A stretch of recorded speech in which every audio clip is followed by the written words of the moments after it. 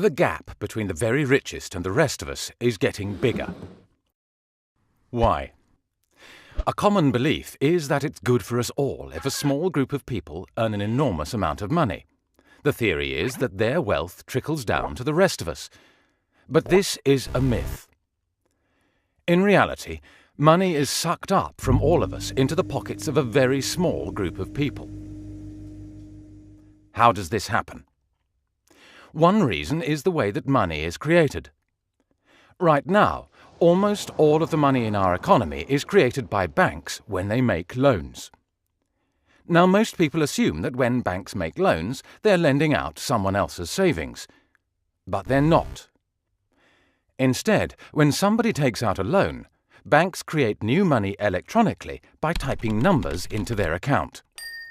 97% of all the money in our economy is created in this way, as people take out loans from banks. The more loans people take, the more debt there is, and the more money there is. The shocking fact is, if nobody went into debt, there would be almost no money in the economy.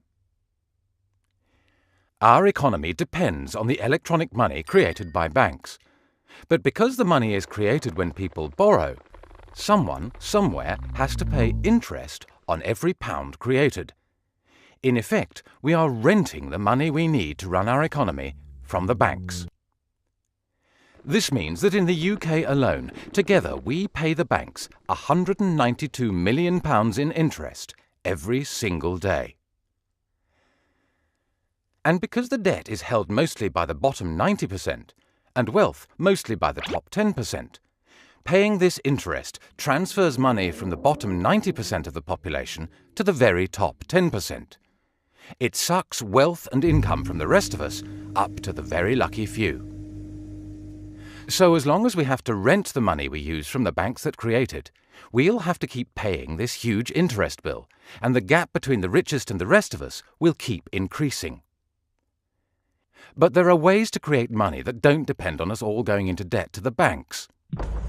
We want to see money created by a public body and spent into the economy, so that we don't have to borrow all the money we need from the banks. This would lead to less debt and stop the gap between the richest and the rest of us getting even bigger. This is what we're campaigning for. Join us by signing up at Positive Money and sharing this video.